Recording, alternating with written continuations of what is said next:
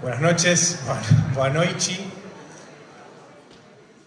Sean todos bem-vindos. Estamos muito felizes por estar aqui hoje na abertura da Conferência Latino-Americana do Jornalismo Investigativo. ¿Lo dije bien? ¿Se entendió? Bueno, hasta acá llegó mi portugués. Ahora voy a seguir en castellano argentino, así que le pido disculpas a los colegas locales. Espero que se entienda. Antes de comenzar, les aviso a las personas que están paradas en el fondo que hay una pantalla en el lobby ahí a la salida de la escalera, así que si alguno quiere estar más cómodo mirando la transmisión y no parado, puede hacerlo. Bueno, decía entonces que les damos la bienvenida a la inauguración de la Conferencia Latinoamericana de Periodismo de Investigación, Colpin, que se desarrollará hasta el próximo sábado en esta hermosa ciudad de Río de Janeiro. Colpin regresa a Brasil después de 9 años, a Brasil y a Río, y lo celebra como siempre recibiendo a los periodistas de investigación de todo el continente. Agradecemos especialmente a los sponsors de Colpin y en particular destacamos el apoyo fundamental de la Prefectura de Río de Janeiro para este encuentro inaugural. Voy a mencionar a los sponsors, por supuesto, así que cuando termino aplaudimos.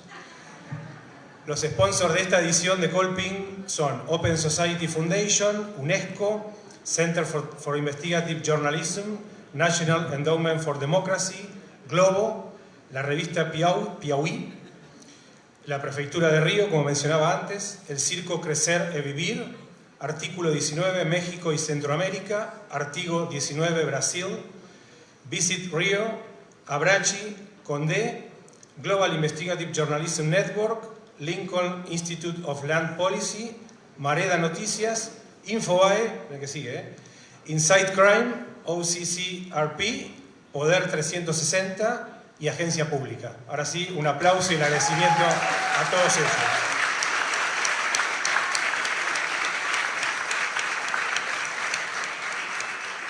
Mencionamos a las organizaciones, pero también es muy importante mencionar a dos personas en particular, para quienes también vamos a pedir un fuerte aplauso. El primero de tantos que vamos a dar a lo largo de estos días, a Gico Regueira y a Marcelo Veraba, por favor.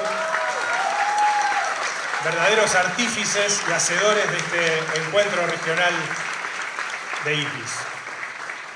Bueno, tenemos un programa bastante intenso para este arranque de Colpin. Ya hoy tuvimos una serie de actividades en lo que sería el pre-Colpin, así lo denominamos. Y vamos a empezar con las conclusiones de lo que fue el Colpin Forum, que se desarrolló a lo largo de esta mañana. Y para eso le voy a pedir que nos acompañe en el escenario a Adriana León, que es periodista y directora de Libertades Informativas de IPIS. Por favor, Adriana.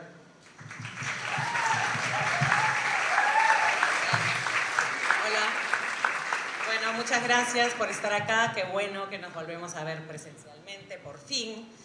Quiero agradecerles por su participación, agradecer a nuestros sponsors que han hecho posible esta reunión y contarles brevemente que desde el 2018, empezamos a conversar con Artículo 19 México Centroamérica para hacer un encuentro, un pre-Colpin dedicado a la libertad de expresión de los periodistas y la protección de los periodistas que están en el ejercicio de la profesión, que están buscando la noticia, que están investigando y que por tanto están siendo afectados. Ahorita la región está realmente muy afectada y en paralelo hay muy buena calidad del periodismo.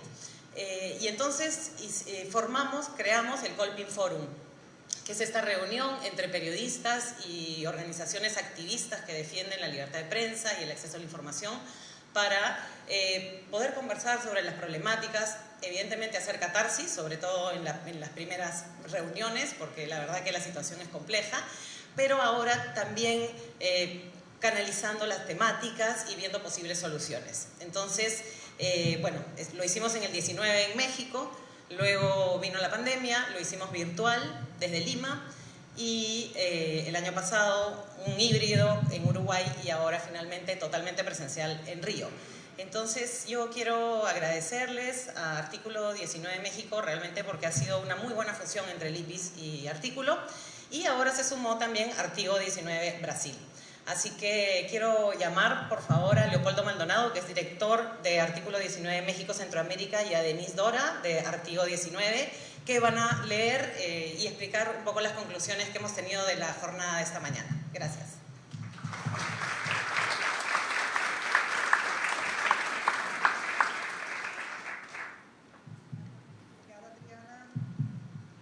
Gracias, Adriana. Pensamos en un formato de presentación tipo Oscar, ¿no? Entonces, yo presento una parte de las conclusiones en español, Denise en portugués, pero bueno, fue, como decía Adriana, un espacio nutricio, un espacio lleno de reflexiones profundas ante un panorama convulso. Y aquí les leeremos algunas de las conclusiones. Estamos viviendo la mayor etapa de letalidad contra el periodismo. En la región, en este año, se han reportado al menos 37 asesinatos de periodistas. Escuchamos testimonios de quienes han vivido agresiones por su ejercicio periodístico, quienes han tenido que salir al exilio y quienes han vivido además acoso digital, que han visto periodistas asesinados o que han sido enviados a prisión. Continua a tendência de governos autoritários e populistas que veem ao jornalismo independente como inimigo. Há desencanto com a democracia pela falta de acesso a direitos sociais. Há que se voltar à defesa dos princípios e práticas básicas da democracia e protegê-los. Em especial, especialmente grave é o que se vive hoje em Cuba e Nicarágua. Nos enfrentamos a modelos de macrocorrupción y macrocriminalidad, en las que convergen actores de gobiernos, actores privados, militares, económicos, nacionales y locales. Develar los vínculos entre estos actores es fundamental para la defensa de los derechos humanos. Foram expandidas as ações judiciais e as normas restritivas contra o exercício do jornalismo. Se ha incrementado también el uso de las redes sociales para hostigar y censurar al periodismo. Se vive una especie de linchamiento mediático, muchas veces orquestado por y desde los poderes públicos y privados. Esto ha llevado a constatar la tragedia de que los periodistas tengan que cuidarse de sus propias audiencias. A desigualdade de gênero segue sendo terreno de resistência e de promoção de mudanças de fundo para garantir o exercício da liberdade de imprensa, tanto quanto em relação ao Estado, como dentro das empresas e dos meios de comunicação, e também em nossas práticas como jornalistas. Temos que insistir na perspectiva de gênero e no impacto que as ameaças e as violências contra as mulheres jornalistas e defensoras de direitos humanos têm como consequência em nossa região.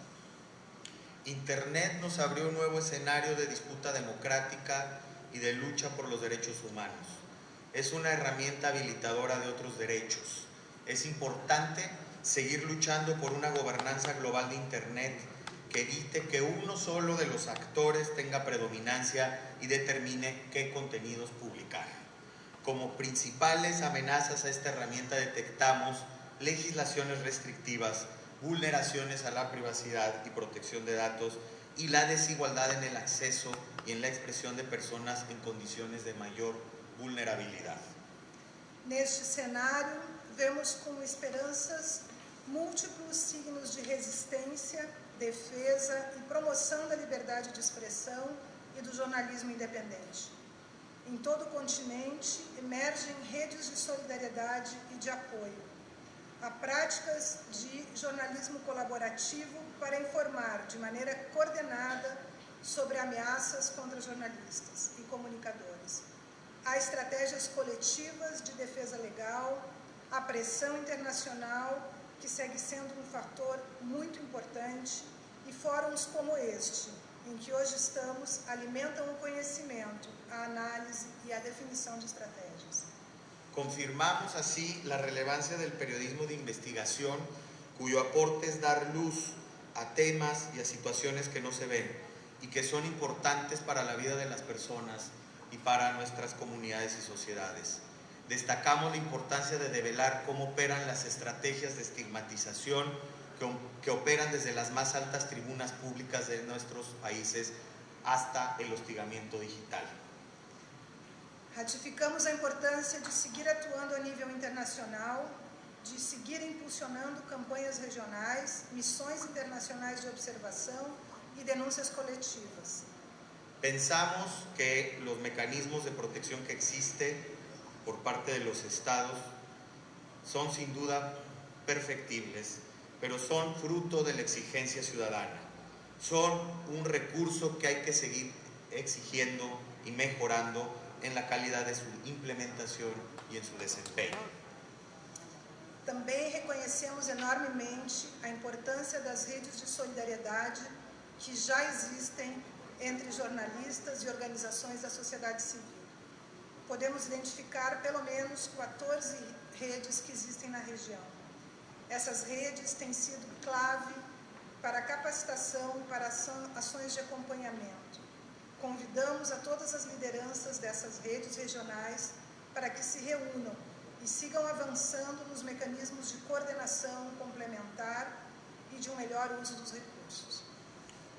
Por último, entre los principales aprendizajes que nos ha dejado nuestro trabajo en este contexto complejo y de gobiernos autoritarios o abiertamente dictatoriales, está la importancia de seguir documentando e investigando con rigor, de seguir actuando con independencia frente a los gobiernos más allá de su signo político o su ideología.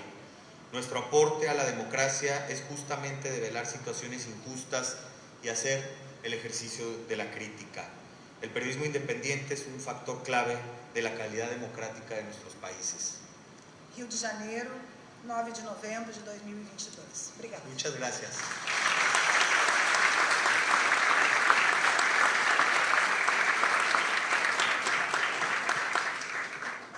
Muchas gracias a Leopoldo y a Denise.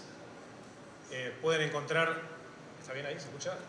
Pueden encontrar este material durante todo el día. Hoy se estuvo compartiendo a través de la cuenta de Twitter de IPIS, @IPIS, y también con el hashtag Colping2022, así que los invitamos a que saturemos las redes de nuestros países con todo lo que acontezca en estos más de 3 días de trabajo de la conferencia.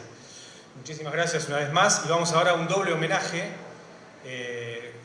Los organizadores han decidido hacer este doble homenaje y para eso lo voy a invitar a Santiago O'Donnell, integrante del jurado y editor de Página 12, editor de la sección internacional de Página 12. Santiago, adelante.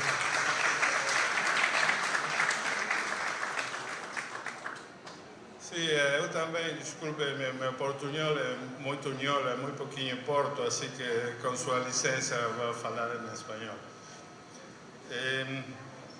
Bueno, para mí es un enorme honor presentar el premio y el reconocimiento y el homenaje de Colping y de IPIS a Abraham Jiménez y a Rubens Valente. Pensando un poco en estas palabras, lo primero que vi es que Rubens y Abraham son como un espejo. Son a la vez idénticos y a la vez opuestos, ¿no? Son dos historias muy interesantes que yo creo que de algún modo engloban todo lo que acaban de decir nuestros predecesores en cuanto a todo lo que está bien y todo lo que está mal en el periodismo, ¿no? Rubens es un periodista de la vieja escuela, ¿no? De esos tipos que con sobriedad, con seriedad, con información, que no cae fácilmente en esta tremenda grieta que trata de separar a los periodistas en ese país y honra la profesión desde ese lugar, ¿no? Detrás de la firma, trabajando de una manera que lo ha puesto desde hace décadas como un referente de todos nosotros en el periodismo de América Latina, ¿no? Un periodista formado nada menos que en Folia de San Pablo, el gran diario latinoamericano, ¿no? Y en cambio, si lo vemos a la historia de Abraham, Abraham es un periodista joven, ¿no? De esa nueva escuela, fundador de uno de los medios más modernos, innovadores de América Latina, El Estornudo, ¿no? que tanto nos ha sorprendido, ¿no? Y es un periodista que realmente, leyendo sus columnas, tiene una belleza para escribir impresionante, muy despojado, hermoso, cómo dice las cosas, ¿no? Y la claridad que tiene para enfocarse en una idea y no irse por las ramas ni meterse en el medio. Pero uno no se puede engañar cuando lee los textos de Abraham, son denuncias, es propaganda en el mejor sentido de la palabra, son golpes arteros al régimen, uno atrás de otro, son como periodistas de vuelta, hacen lo mismo pero hacen lo opuesto. Y es interesante cómo los castigos, ¿no? El castigo le llega a Rubens en el pico de su carrera, luego de ser un gran referente para todos nosotros, como he dicho, durante décadas. El castigo le llega a Abraham al principio de su carrera, cuando recién está empezando a desplegar sus alas y hacernos imaginarnos todo lo que viene por delante, ¿no? Y a uno le sacaron su patria y al otro le sacaron su patrimonio. A uno lo atacaron con el arma quizás más antigua de la humanidad, casi de la era de las cavernas, el destierro, el sacarlo de su patria. Al otro usaron quizás las armas más modernas que hay, ya como es difícil atacar en lo que podemos suponer como democracias liberales a los periodistas a través de las leyes criminales, inventaron una ingeniería legal para censurar su libro y para despojarlo de sus bienes, de una manera igualmente cruel, pero con las herramientas más modernas de la judicatura, o de los que algunos llaman lawfare, etcétera, etcétera, ¿no? En un punto uno es Julian Assange, un editor de filtraciones que está siendo torturado y apresado por dos países que son quizás, junto con sus enemigos geopolíticos, los más grandes productores de filtraciones de la historia de la humanidad, y siguen filtrando cosas todos los días. Y el otro, por ahí, es Maya Amini, una mujer que por correrse el velo un poquito termina siendo protagonista con su terrible muerte de una de las grandes revoluciones que estamos viviendo hoy. Y ahí me quedo con una frase de cada uno de ellos para que vean qué iguales y qué distintos son. Esta es una frase de Rubens Valente. En este país se le puede decir genocida al presidente. O sea, él está siendo despojado de su patrimonio, por decir la verdad, sobre un juez de la Corte Suprema en un país donde se le puede decir genocida al presidente. Y esta es la frase de Abraham. Basta salir a la calle con un cartel para ir preso. O sea, esos son los dos países distintos, pero igual estamos hablando en el fondo de una misma cosa, me parece. Estamos hablando de libertad de expresión. Y voy a dejar que tanto Abraham como Rubén cuenten sus historias, pero yo solamente les quiero decir a modo de introducción y para cerrar mis palabras, que para mí la historia de Abraham es que sin democracia no hay libertad de expresión. Y la historia de Rubens es que sin libertad de expresión no hay democracia. Muchas gracias.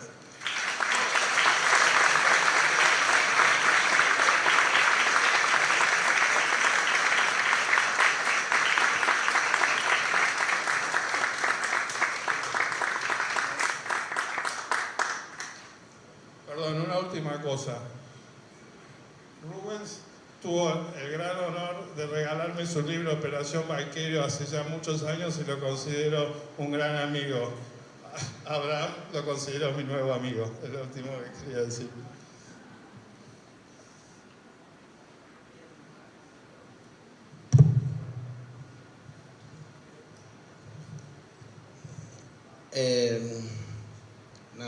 Estoy enormemente emocionado y muy contento de estar acá, sobre todo por estar de este lado del escenario y ver montones de caras que podrían estar aquí sentadas, y es un enorme privilegio dedicarles unas palabras a ustedes, a los cuales muchos de los que están ahí los considero mis referentes periodísticos. No creo que que deba contar como mi historia personal, porque mi historia personal es idéntica a la de montones de periodistas cubanos que han pasado lo mismo o incluso peor que yo en los últimos años. Nací en un país donde desde hace décadas todos los canales de televisión, todas las emisoras de radio, todos los periódicos están subordinados a un partido político, que es el Partido Comunista, que por demás, por ley, es el único partido autorizado a existir en el país. Por tanto, hacer periodismo fuera de ese camino conlleva a que te secuestren, a que te dejen arresto domiciliario, a que acosen a tu familia, acosen a tus amigos, a que esos amigos los lleven a calabozo, a que esos familiares los lleven a calabozo, y que en muchos casos sea inevitable salir al exilio. Por tanto, yo quiero humildemente agradecerles a IBIS y a todos los que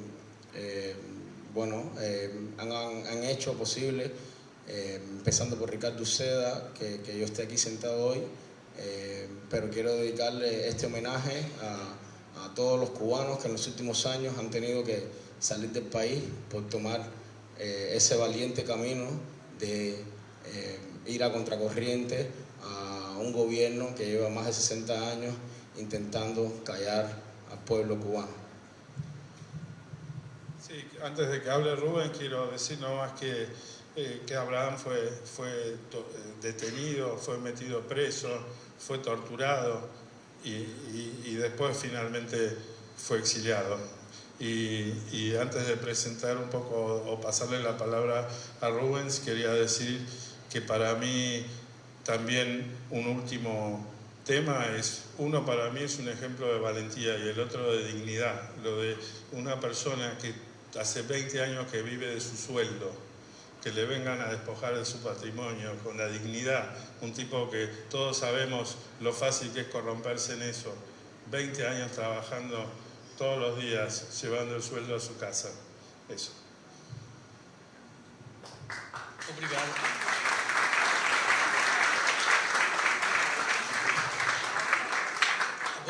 Boa noite a todas, boa noite a todos. Quero agradecer as palavras aqui do Santiago, que muito me emocionam, né? E agradecer a Ricardo Seda e ao IPES, Ricardo que nos inspira e nos motiva a todos os jornalistas da América do Sul. Há poucos dias eu estava em Mato Grosso, na Amazônia, cobrindo um protesto da extrema-direita que quer dar um golpe de Estado no Brasil. E fui expulso, fui ameaçado e tive que sair desse protesto há 5 dias agora, né? Isso tem se passado com dezenas de colegas no Brasil todo nesse momento. Desde a ascensão de Bolsonaro à presidência, o Brasil vive o pior momento no jornalismo em termos de ameaças e pressões, desde o fim da ditadura em 1985. Então veja que, ao mesmo tempo que eu sofro uma ameaça da extrema-direita, eu sou condenado por um juiz da Suprema Corte. Os desafios, as pressões contra o jornalismo vêm de todos os lados, né? De muitos lados. E, de fato, nós não vamos nunca retroceder. É a nossa natureza, é a nossa origem, o nosso destino, né? Incomodar, né? A grande dificuldade em muitos setores da sociedade de entender a nossa função, né, numa sociedade democrática. Mas todos esses problemas mais nos incentivam do que nos afligem, do que nos amedrontam, né? Nesse sentido, o que eu vivi também pude encontrar um lado muito positivo e muito bom. 2.600 pessoas do Brasil todo me ajudaram, né, neste processo, colaborando com recursos, com mensagens, e fiquei muito impressionado que anônimos, desconhecidas pessoas, me procuravam de todos os cantos do Brasil e diziam: continue, o jornalismo é importante para o Brasil, o jornalismo não pode morrer. Eu não conhecia essas pessoas, né? Então eu pude encontrar também um lado, às vezes, esquecido do Brasil, que é o apoio ao jornalismo que eu encontrei. E também pude receber o apoio de entidades como a Federação Nacional dos Jornalistas, o Sindicato dos Jornalistas de São Paulo, o Sindicato dos Jornalistas de Brasília, a Abrage, a Media Defense no Reino Unido, o IPES, que na verdade 4 anos atrás, né, Ricardo, havia me convidado para falar do meu processo em Lima. 4 anos atrás o IPES foi o primeiro que me ajudou, que estendeu a mão. Eu nunca poderei esquecer, né? E então também a Repórteres Sem Fronteiras e a FENAGE hoje estão conosco numa petição na Comissão Interamericana de Direitos Humanos da OEA. Estamos lá tentando uma decisão política, simbólica, sobre o meu processo. Uma vez que no Brasil eu fui derrotado em tudo. Na primeira instância fui absolvido e depois eu fui condenado várias vezes. Então, na verdade, na OEA buscamos uma decisão simbólica que não vai mudar a minha realidade. Mas então eu ofereço esse prêmio a essas 2.600 pessoas que me ajudaram e todas essas entidades que se apresentaram. Então, procuro fazer essa homenagem a elas todas aqui nesse momento. E agradeço de novo aí. É um momento muito emocionante que eu nunca pensei em viver, né? Eu acho que é o 7º Copim que eu participo. E desde o começo, né, nunca imaginei estar aqui recebendo uma homenagem como essa, né? Obrigado. Obrigado.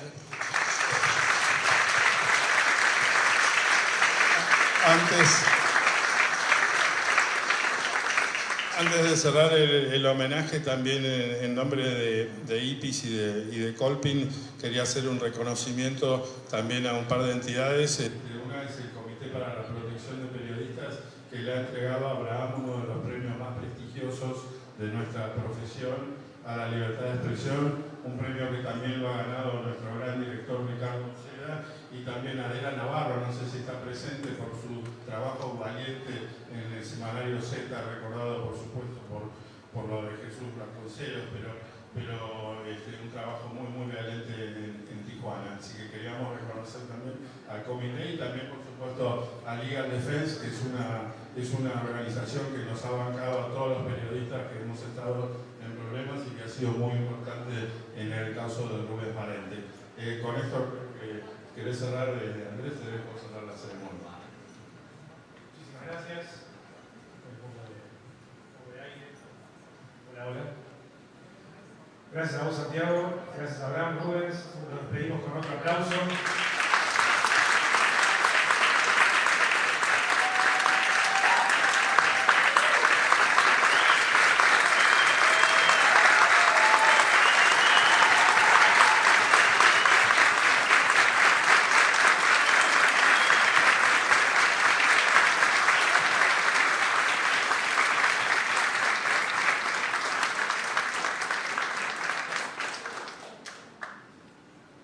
Gracias una vez más, y ahora vamos a hacer una suerte de apertura formal de la conferencia. Estamos reunidos hoy acá en el Palacio de la Ciudad, Palacio de Acerachi. Estoy tratando de aprender algunas palabras para que no se me ofendan todos los amigos brasileños. Y estamos en el Salón de las Visitas, así que, bueno, estamos transmitiendo también, no sé por dónde, pero... ¿Estamos transmitiendo? Acá me dicen que sí, porque el año pasado me hicieron hice toda la ceremonia pensando que estábamos transmitiendo y no fue así. Así que bueno, espero que estemos transmitiendo. Saludos para toda la gente. Bueno, lo he mencionado mucho, obviamente, a Ricardo Uceda, verdadero factotum de Colpin y de todas las ediciones anteriores que llevaban distintos nombres, ¿sí? Estamos cumpliendo 20 años del premio y bueno, te vamos a escuchar, Ricardo. Adelante, Ricardo Uceda, director ejecutivo del IFIS.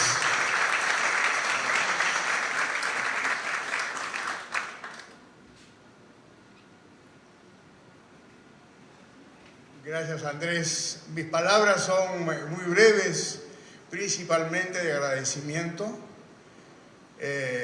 Bueno, primero quiero reiterar mi agradecimiento a Chico Regueira, porque Chico el año pasado en Uruguay nos dijo, tienen que hacer en Río la Colpín. Y bueno, al comienzo, sí, no una sugerencia buena, pero no era fácil porque hay que ir a Sao Paulo, Río, una serie de dificultades, el dinero, el idioma, pero él insistió y gracias a él estamos acá, a esa idea. Pero además traía con otra, porque una vez que dijimos puede ser, dijo, tienen que hacer un taller en la favela de Maré. En la favela de Maré, tan peligroso. Bueno, hicimos el taller en la favela de Maré. Y después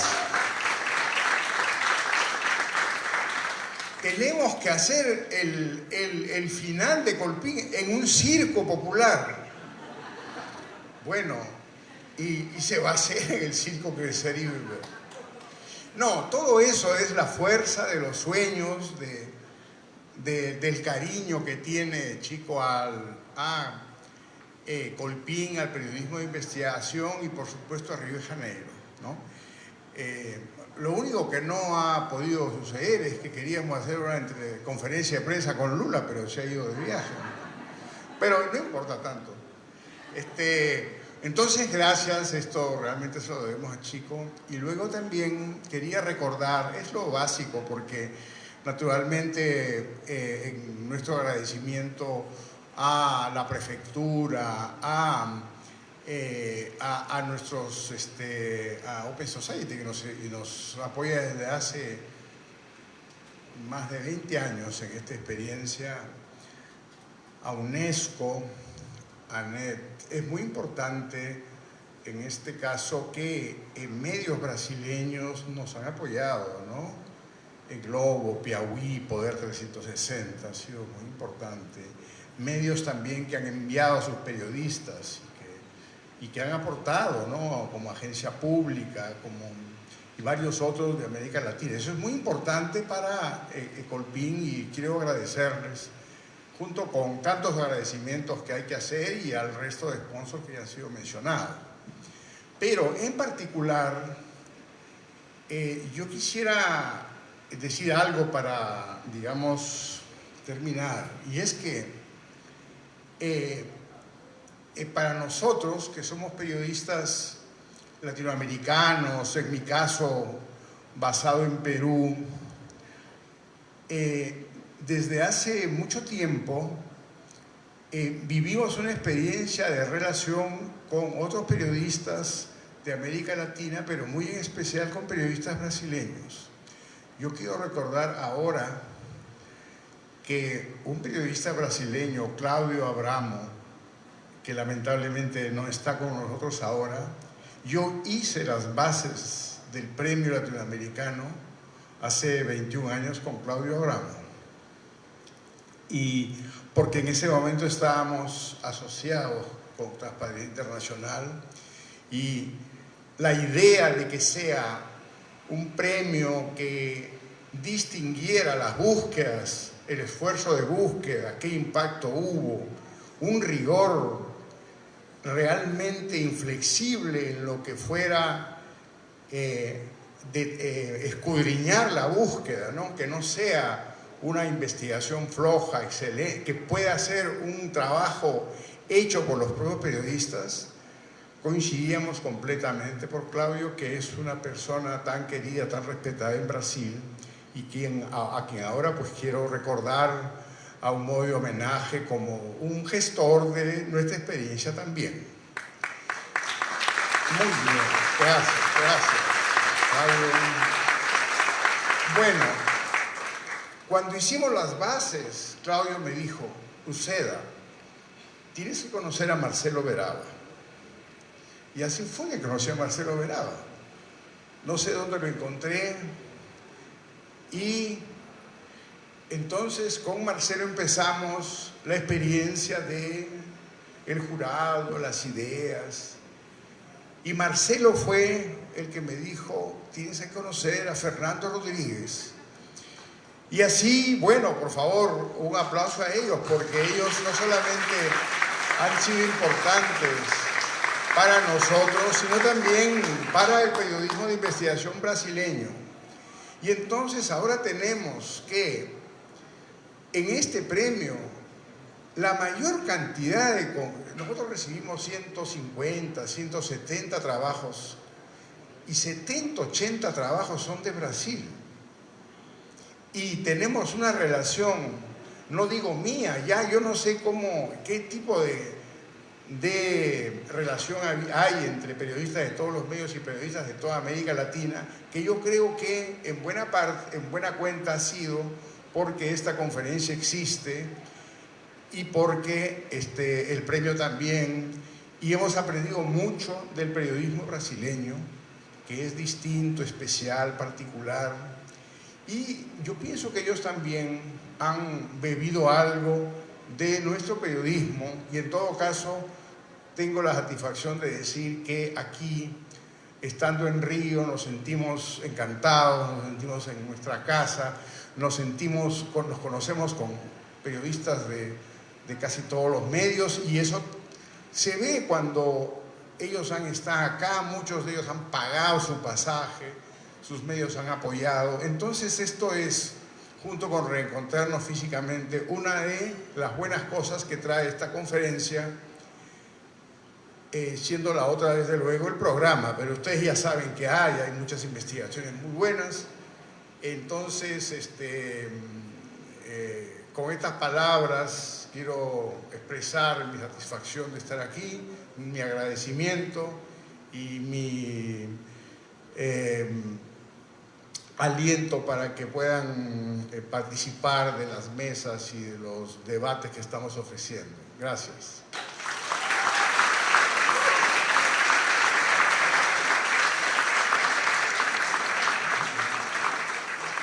Muchísimas gracias, Ricardo. Vamos a hacer una pequeña trivia. No vale Ricardo, vos no podés contestar, ¿eh? ¿Qué país fue el primer ganador del premio IPIS, que en aquel momento no se llamaba Colpi en la conferencia? ¿Qué país, qué investigación? Bueno, eso ya es un poco más complicado, pero ¿qué país ganó? No, Panamá. Vos tampoco valías, Adriana. Panamá fue el primer país. Jorge Loaiziga fue el primer.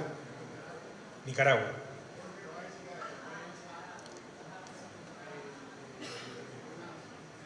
Lo tengo anotado como Panamá. Un trabajo transnacional entre Panamá y Nicaragua. Después lo conversamos. Los checazos de alemán, claro. Alemán. Bueno. Vamos a continuar ahora. Recuerden, Ricardo hizo alusión al programa, en los QR que están en la parte de atrás de la acreditación, de la credencial, perdón. Ahí pueden encontrar el programa en español, castellano y en portugués. Bueno, vamos a escuchar ahora. No nos puede acompañar, lamentablemente, el prefecto de Río por un tema, obviamente, de su agenda. Pero nos va a acompañar Tony Chalita, no sé si lo pronuncié bien, es el secretario de Gobierno. Le damos la bienvenida y lo escuchamos, por favor.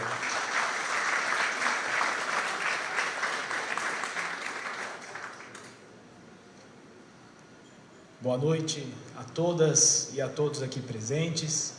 Para mim é uma grande satisfação representar e ao mesmo tempo uma grande responsabilidade representar o prefeito da cidade do Rio de Janeiro nessa importante conferência. E quero iniciar minha fala aqui fazendo uma saudação especial ao presidente do Instituto de Imprensa e Sociedade, Augusto Álvares, ao diretor executivo, Ricardo Uceda. Também em nome da grande jornalista Dorit Harazin e também ao jornalista Marcelo Beraba, cumprimentar todos os jornalistas aqui presentes nessa noite. Estendo ainda meus cumprimentos para que esse evento pudesse acontecer à Unesco, à Associação Brasileira de Jornalismo Investigativo, à TV Globo, que em seu nome eu cumprimento também todas as emissoras de televisão aqui presentes, Revista Piauí, e em nome deles todos os demais veículos de comunicação e as entidades aqui presentes. E claro, nessa oportunidade, saúdo a vocês, jornalistas, que são os responsáveis para que uma entidade como essa cresça, se fortaleça e possa estar sempre no centro desse debate. Eu queria trazer uma mensagem para vocês sobre a percepção que nós, enquanto representantes do Executivo Municipal, temos da importância da imprensa, mas antes disso, eu acho que essa é uma data muito emblemática, talvez ao acaso, ou talvez, certamente, por uma força superior quisesse que hoje, dia 9 de novembro, nós estivéssemos também celebrando os 33 anos da queda lá do Muro de Berlim. E por que essa referência é importante num evento dessa natureza com profissionais de imprensa? Os registros históricos, eles apontam que naquela ocasião estava programada uma coletiva de imprensa com um representante do alto escalão do governo da Alemanha Oriental, e ele teria sido questionado a respeito de uma medida que o governo tomaria sobre o afrouxamento das restrições entre os dois lados do muro, entre a Alemanha Oriental e a Alemanha Ocidental. Naquela ocasião, contam os registros históricos que esse representante não estava preparado suficientemente para ser escrutinado pela imprensa, e no meio daquela coletiva ele acabou transmitindo uma informação talvez mal conduzida por ele mesmo no seu raciocínio, mas fato é que a imprensa noticiou de maneira acertada que havia o entendimento do governo de que aquela restrição estaria chegando ao fim. Aquilo gerou uma grande mobilização das pessoas que pressionaram nos portões do Muro de Berlim, e os militares, por sua vez, sem entender o que estava acontecendo, acabaram por abrir os portões que dividiam os dois lados do muro, fazendo com que a própria população e as pessoas envolvidas ali pressionassem pelo fim daquelas restrições. E naquela ocasião, pelos registros históricos também, tem um artigo bastante interessante publicado no Wall Street Journal, do jornalista Marcus Walker, e ele diz o seguinte: aquela coletiva de imprensa foi uma rara ocasião em que o jornalista não apenas testemunhou a história, mas ajudou a fazê-la. E é essa história que o jornalismo da América Latina, que o jornalismo das Américas, que o jornalismo de todo o nosso globo tem nos contribuído cada vez mais. E trago aqui, antes até mesmo de uma reflexão da liberdade de imprensa e da democracia, um agradecimento, não em nome do Executivo, mas em nome, acho que, de toda a população, do protagonismo e da importância que a imprensa teve neste tão doloroso período de pandemia que nós sofremos. Especialmente no Brasil, nós vivemos tempos muito sombrios, e não fosse a resistência da imprensa, e não fosse a coragem da imprensa em remar verdadeiramente contra a maré, a favor da ciência, a favor da saúde, a favor de fato de uma sociedade justa, com informação correta, certamente o resultado da Covid aqui no Brasil, que foi um dos países que mais sofreu os resultados da desinformação no processo de vacinação, teria sido muito pior. Então, em primeiro lugar, eu acho que a gente deve um agradecimento e um reconhecimento a esse trabalho que a imprensa vem desenvolvendo, e especialmente nesses últimos 2 anos. Agora, tratando especificamente da realidade brasileira, acho que é muito importante que a gente também reconheça o papel da imprensa no processo eleitoral de 2022. Governos autocratas, eles começam muitas vezes a desenvolver as suas ações, às vezes até um pouco incompreendidas por muitos, mas que gera revolta no espaço de democracia, quando eles começam a desacreditar os veículos de comunicação. Depois começam a atacar as instituições, começam a atacar os outros poderes, e isso veio acontecendo no Brasil de uma maneira absolutamente descompromissada com a verdade, descompromissada com a realidade. Não fosse também este olhar de resistência da imprensa aqui no Brasil, o nosso processo eleitoral, finalizado há poucos dias, certamente poderia ter um final desastroso. Em razão disso, quero trazer aqui a vocês uma última reflexão, até cumprimentando o jornalista Rubens Valente pelo seu trabalho corajoso, e dizer que o Supremo Tribunal Federal, ele, em uma decisão lá de 2009, talvez nesse momento tenha se esquecido dessas vocações e dessa importância que tem que ser dada à imprensa, chegou a dizer, na época, ministro Aires Brito, a plena liberdade de imprensa é um patrimônio imaterial que corresponde ao mais eloquente atestado de evolução político-cultural de um povo. Pelo seu reconhecido condão de vitalizar por muitos modos a Constituição, a imprensa passa a manter como a democracia a mais entranhada e verdadeira irmã siamesa desta democracia.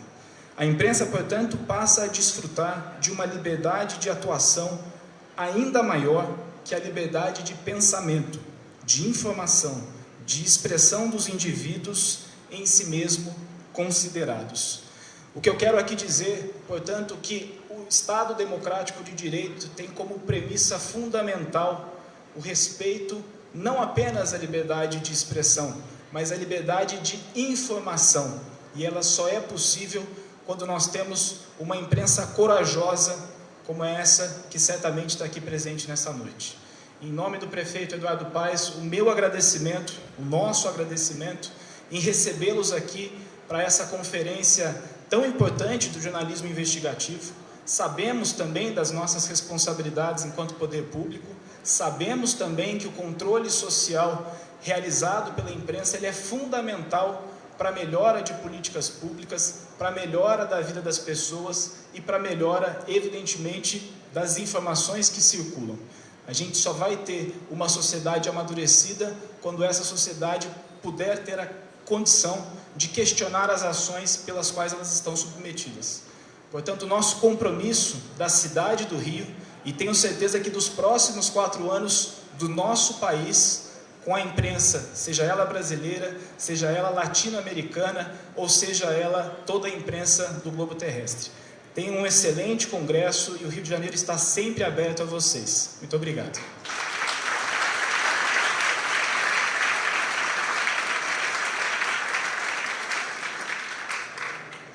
Bien, muchas gracias al secretario de Gobierno de la Ciudad de Río.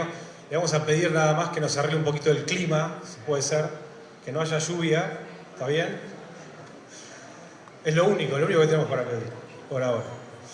Bueno, vamos al último segmento de este acto de apertura del Colpin 2022 y para eso voy a invitar al tan nombrado y aplaudido Marcelo Beraba, por favor, al escenario.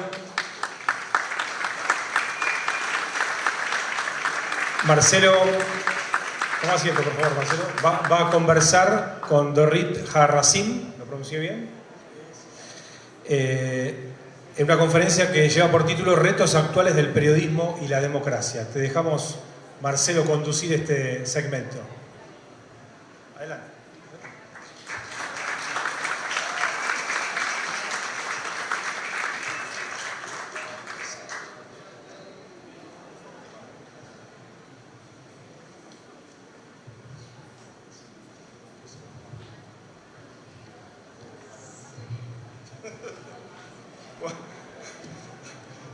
Boa noite. Tony, Chalita, muito obrigado, representante do nosso prefeito do Rio. Boa noite também ao Augusto Álvares, pelo IPS. E, bom, boa noite, Dorit, e todos os colegas que nos acompanham. Bom, para os brasileiros, essa apresentação é um pouco dispensável, porque Dorit é uma jornalista muito admirada e querida por todos os jornalistas profissionais do Brasil. Mas vou falar um pouquinho sobre ela antes dela começar a fazer a sua apresentação. Dorit é uma brasileira nascida em Zagreb, na Croácia. Começou a sua carreira jornalística na França, no departamento de documentação da revista L'Express, em 1966, e veio para o Brasil em 1968 para trabalhar na revista Veja, lançada naquele ano. Então ela trocou uma carreira que ela imaginava que poderia ser uma carreira burocrática por uma experiência do que chamou de caos magnífico, ou seja, a criação de uma nova revista de jornalismo semanal no Brasil em plena ditadura militar. Dorit recebeu 2 prêmios que nós, dessas Américas, consideramos dos mais importantes, porque são prêmios que não premiam uma reportagem, mas são reconhecimentos dos seus pares, dos outros jornalistas, por uma vida dedicada a tentar entender o ser humano e contar as suas histórias, no caso dela, através do jornalismo e de documentários. Em 2015, Dorit recebeu o reconhecimento à excelência da Fundação Gabo, e em 2017, o Maria Mons Cabo da Universidade de Colômbia. E em 2010, ela já havia sido homenageada no Congresso Internacional de Jornalismo Investigativo da Associação Brasileira de Jornalismo Investigativo, a Abrage. Não vou mencionar as guerras e os golpes militares que Dorit cobriu, nem as grandes coberturas internacionais que ela fez. Não são essas coberturas, embora todas elas excelentes, que fazem a sua biografia. Quando a Dorit participou em 2015 da homenagem que recebeu da Fundação Gabo em Cartagena, ela nos lembrou que o que de mais importante aprendeu nos conflitos, nas coberturas de conflitos e de guerras,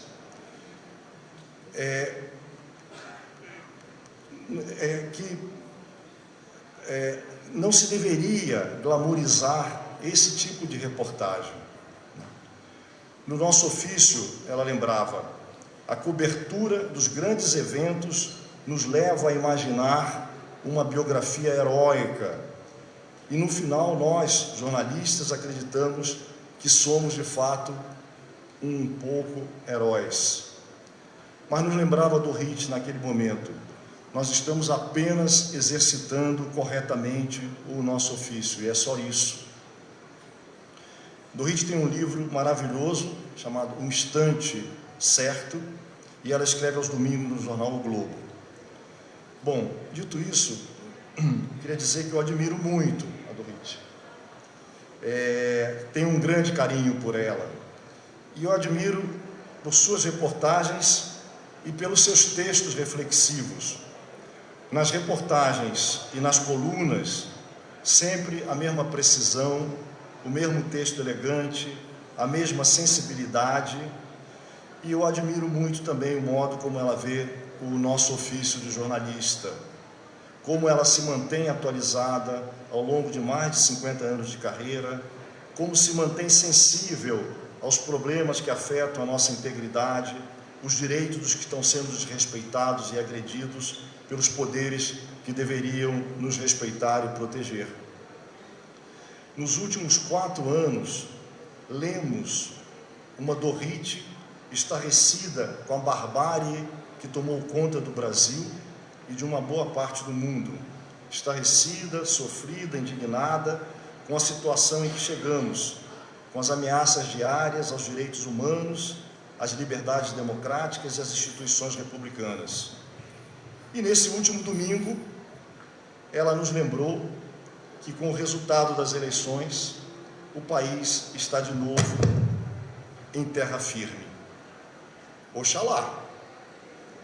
Dorit, por tudo isso, muito obrigado por ter aceito o convite.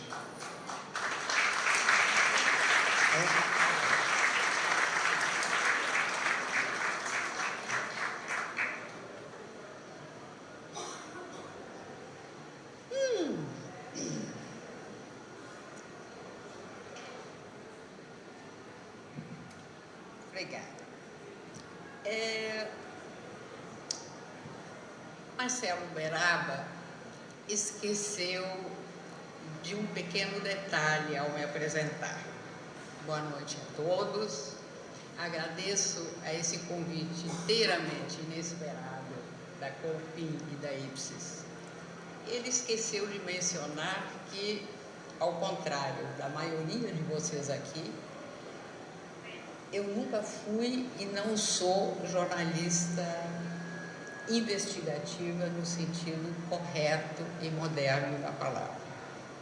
Daí minha surpresa com o convite de abrir justamente uma conferência de jornalismo investigativo latino-americano.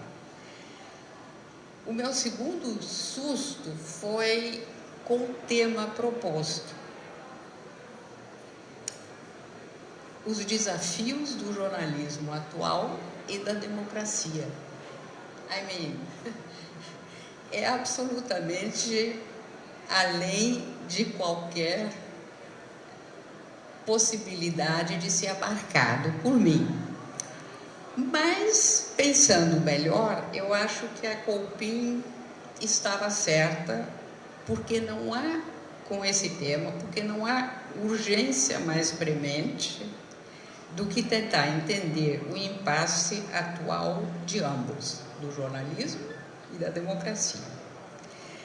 Como sabemos, jornalismo e democracia são vasos comunicantes. A vitalidade de um depende da força do outro. E nenhum dos dois consegue existir sem se aperfeiçoar. Nos tempos atuais, os dois se defendem de um adversário novo, sinuoso e difícil de ser combatido: o dissenso mundial em torno do que é realidade. Como exercer a função de jornalista, investigativo ou não, quando a profissão ancorada em fatos vê justamente a realidade dos fatos embaralhar as mentes de tantos leitores? Como garantir o Estado de Direito democrático, que se revalida periodicamente por meio de eleições, se o resultado das urnas passa a ser uma questão de fé ou opinião? Uma bem-sucedida máquina de propaganda de massas, não vista no Ocidente desde a virada do século anterior, emergiu enquanto nós, jornalistas, olhávamos para outro lado. Nem o jornalismo, nem a democracia burocratizada estavam preparadas para identificar a aproximação e evitar a naturalização dessa que eu chamo de era da desrazão. Levamos tempo demais para reconhecer a força dessa irracionalidade alimentada por redes extremistas. Nossa ferramenta principal, a realidade factual, se revela insuficiente para chegarmos a nossos leitores.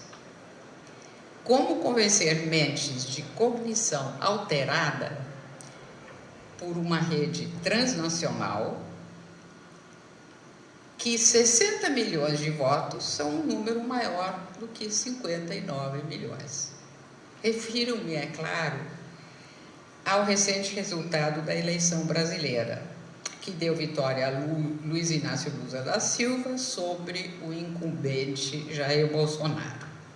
A votação foi lisa, As instituições democráticas do Estado brasileiro se aguentaram bem. Ainda assim, nem a boa prática de um jornalismo investigativo vibrante como é o brasileiro, nem as instituições estão conseguindo dar conta de um impasse quase civilizatório. Não sei se a decisão de sediar a COPIN no Brasil foi um acaso, agora ouvindo a fala, sei que não foi, ou se foi uma notável presciência dos organizadores. De todo modo, foi um acerto colossal. O Brasil, sustentou o pensador francês Bruno Latour, recentemente morto, respeitado grão-mestre da ecologia política, o Brasil, diz ele, é onde tudo o que vai ser importante nas próximas décadas está visível. Sua frase é de 2 anos atrás, quando a eleição surpresa de Bolsonaro se consolidara. Latour se referia à nossa crise política em espiral, à instalação da extrema-direita no poder aqui e ao fato do país ser o epicentro da crise ambiental em curso no planeta. Em resumo, estávamos numa tempestade perfeita. E, bem ou mal, aqui estamos reunidos. Eu vou recorrer a um único atributo que efetivamente me distingue de todos vocês: a minha longevidade. Aprendi cedo a ver o mundo desarrumar-se várias vezes, sempre em nome de algum progresso e uma hipotética melhoria do entendimento humano. Eu mesma, que nasci durante a Segunda Guerra Mundial há quase 80 anos, compreendi cedo a importância de ouvir o outro. Ainda pequena, me vi cruzando o Atlântico rumo ao Brasil num comboio para famílias desalojadas.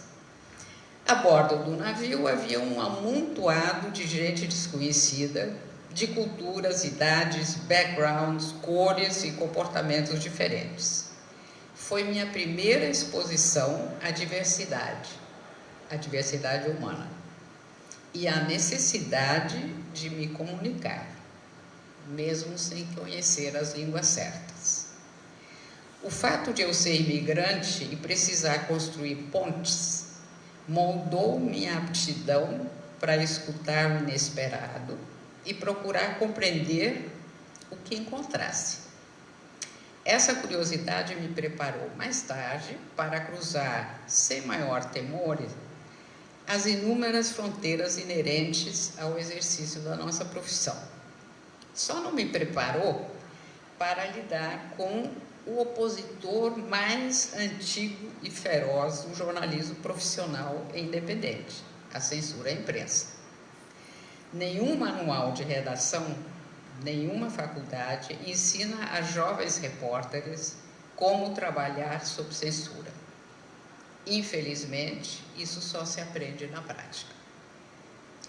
Ingressei na profissão em 68, mesmo ano em que a ditadura militar brasileira decretou a suspensão das liberdades individuais e políticas ainda existentes.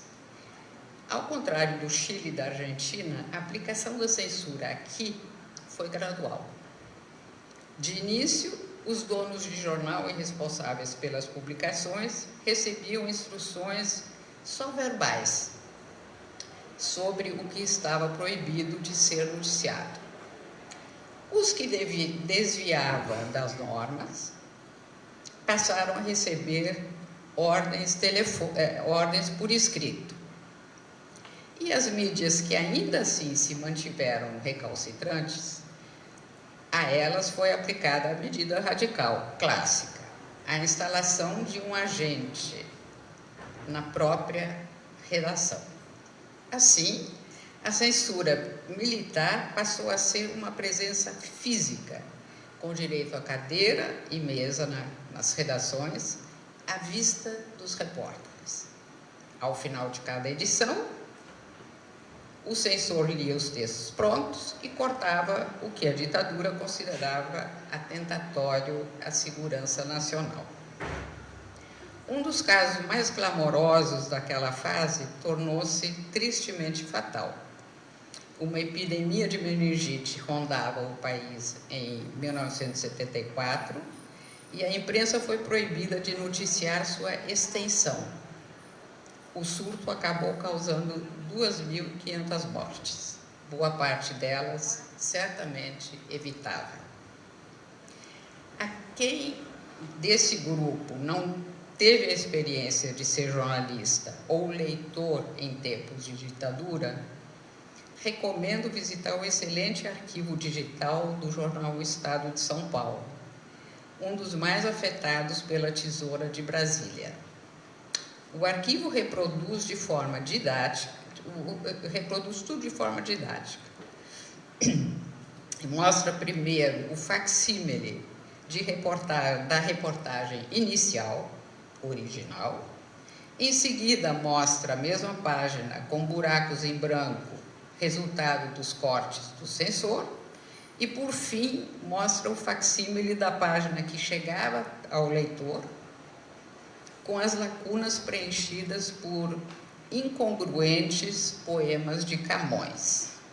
Foi o recurso encontrado pelo jornal para tentar alertar seus leitores de que estavam sob censura. Fazíamos algo semelhante na revista Veja, onde eu trabalhava, preenchendo com ilustrações de demônios e diabinhos as páginas e parágrafos cortados. Acreditávamos estar conseguindo informar a sociedade da gravidade da violência. Em retrospecto, não creio que essa engenhosa forma de resistência tenha tido o alcance que almejávamos. Mas ela serviu para nos dar a sensação de continuarmos profissionalmente vivos. Não nos enganemos, censuras de qualquer forma à imprensa funcionam. A história está coalhada de exemplos do quanto o controle de informação abafa o fluir de ideias. Democracias costumam começar a ruir pelo silêncio de vozes múltiplas. No meu caso, essa iniciação profissional forçada só me foi de alguma utilidade na cobertura do golpe militar contra Salvador Allende no Chile de 73. Me vi espremida entre duas censuras. Para poder sair do país, sob estado de sítio, para poder sair do Chile, era obrigatório a todos os jornalistas estrangeiros submeter suas reportagens aos militares em Santiago, para poder embarcar. A experiência brasileira me ajudou a prever um pouco melhor do que outros colegas o humor, a estupidez e o rigor dos censores chilenos. No retorno a casa, os mesmos textos ainda passavam pelo censor aquartelado na redação da Veja. Definitivamente, isso não era jornalismo, era um modo de sobrevivência e de esperança. Contei tudo isso para chegar a uma conclusão que me ocorreu ao tentar formular algumas ideias para hoje à noite. Foi somente com o fim da ditadura que tive a compreensão plena da extraordinária responsabilidade e do privilégio de exercer a profissão sob normas democráticas.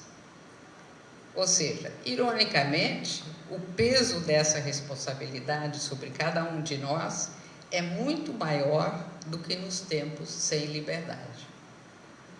E assim deve ser. Readquirimos o descomunal poder de ação do uso da palavra,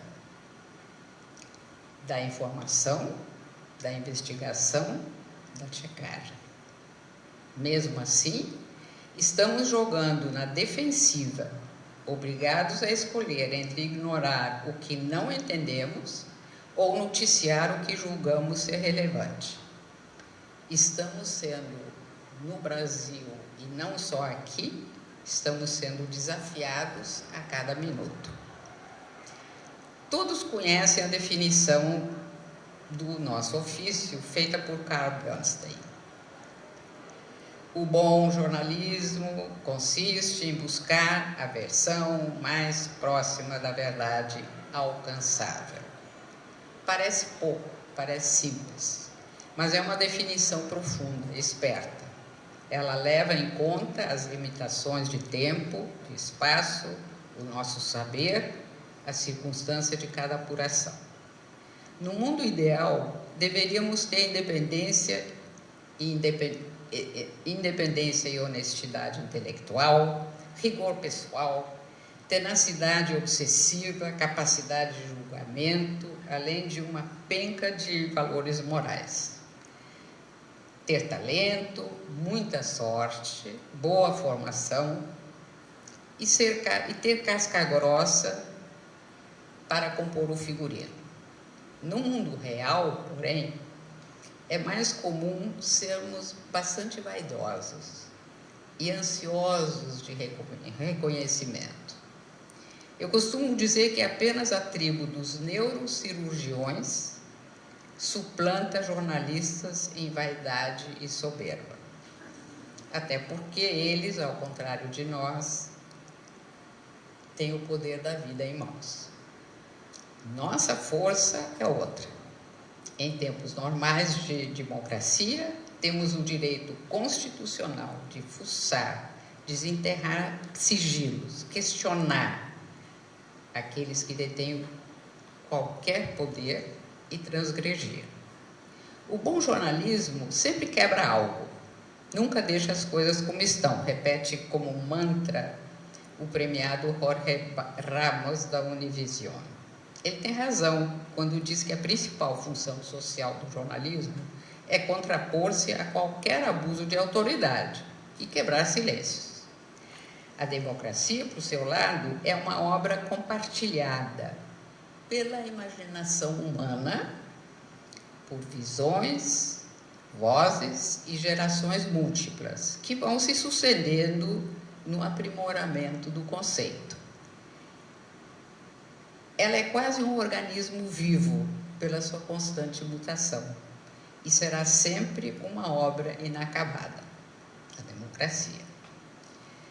Quando apoiada por uma cidadania participante, engajada, que não se contenta apenas em ser governada, a democracia talvez seja o maior empreendimento humano sendo tentado há séculos. Mas também sabemos que, uma vez rompido o contrato social democrático, ele não se refaz facilmente, assim como o jornalismo. Quando o elo de confiança estabelecido entre a sociedade e a imprensa é rompido, ele não se refaz automaticamente. Hoje, passamos por uma fase dura.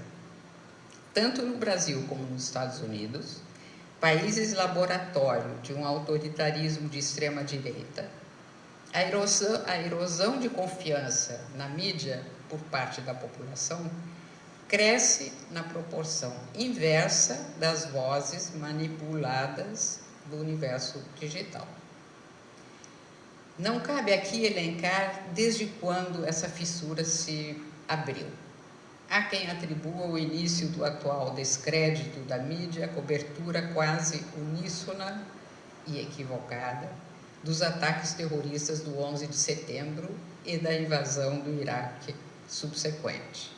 No Brasil, a cobertura da chamada Operação Lava Jato, de combate à corrupção, foi igualmente desastrosa por enviesada. Ela causou danos duradouros à memória nacional, além de ter levado Lula a cumprir 580 dias na prisão.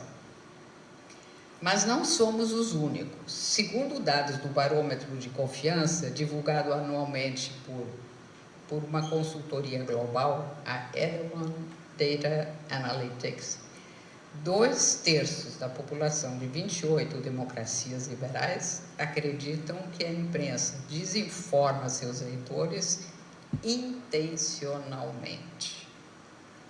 Para governos com intenções autoritárias, esse estado de desconfiança popular abre espaço para o cerco multidimensional ao jornalismo profissional.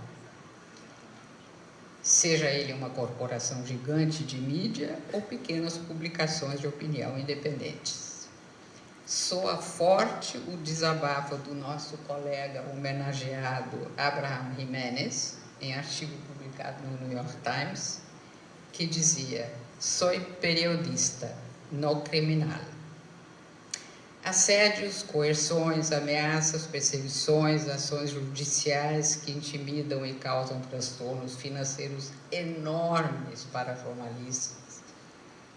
Nosso homenageado Rubens Valente tem o que contar a respeito. São algumas das ferramentas usadas com desenvoltura crescente pelos poderes de ocasião. Segundo a atualização feita hoje pela Voces del Sur, que monitora a violência contra jornalistas da América Latina, só em 2022 já foram registrados 39 assassinatos, um sequestro, 150 detenções arbitrárias, 11 desaparecimentos, 11 casos de tortura, 150 abusos por parte do poder estatal, 795 agressões. No Brasil, os ataques começaram de forma dissimulada, com a conivência de vários diretores e editores de jornais, revistas e noticiosos televisivos. Vou explicar isso bem. Era hábito do presidente Bolsonaro, logo após sua posse, em 2019, instituir uma rotina de bajulação popular. A cada manhã, antes de entrar no carro oficial que o levaria ao trabalho, ele se aproximava de uma grade da residência oficial, onde era esperado por apoiadores extasiados em encontrar o mito. Sim. Compreensivelmente, repórteres também o aguardavam num cercadinho anexo, na esperança de obter alguma declaração, entrevista, comentário presidencial. Até aí tudo bem. Para qualquer mídia é imperioso cobrir todo o deslocamento de um chefe da nação. O que fazer com o material coletado, porém, exigiria uma maturidade editorial que não veio. O Brasil inteiro, durante várias semanas, assistia diariamente às humilhações disfarçadas de piada que o presidente lançava nessas ocasiões. À medida em que Bolsonaro intensificava o achincalhe aos repórteres de plantão, ele atiçava a perversidade de apoiadores presentes, que se sentiam empoderados para fazer o mesmo. Ofensas chulas e humilhações verbais passaram a fazer parte do espetáculo diário. Demorou semanas para que os responsáveis da mídia percebessem que aquelas bravatas presidenciais, as quais os plantonistas, os repórteres, não tinham autonomia para retrucar, abriu a porteira ao ódio bolsonarista à imprensa. De certa forma, o assassinato a céu aberto do jornalista Dom Phillips ao lado do indigenista Bruno Pereira, na Amazônia, este ano, foi o desembocadouro horrendo da impunidade bolsonarista inicial. Certamente a pergunta mais urgente que devemos nos fazer, em nome da defesa do jornalismo e da democracia, é como cobrir líderes de claro pendão autoritário ou fascista, para quem gosta da palavra, estejam eles no poder ou não. Por ora, o bolsonarismo foi derrotado eleitoralmente, mas não politicamente. O historiador João César de Castro Rocha, especializado em retórica do ódio, vê o Brasil de hoje como laboratório transnacional para a criação de uma realidade paralela. Cabe a nós, jornalistas, estarmos melhor preparados para a próxima investida. Ela virá. Nas duas maiores democracias liberais do continente, Estados Unidos e Brasil, o trumpismo e o bolsonarismo podem adquirir vida própria para além do líder que os criou. Encerro esse cenário um tanto sombrio com a certeza de que qualquer poder humano pode ser resistido e mudado também pelo ser humano. Temos agora 3 dias de debates e encontros pela frente e vou aprender montes com vocês. Muito obrigada.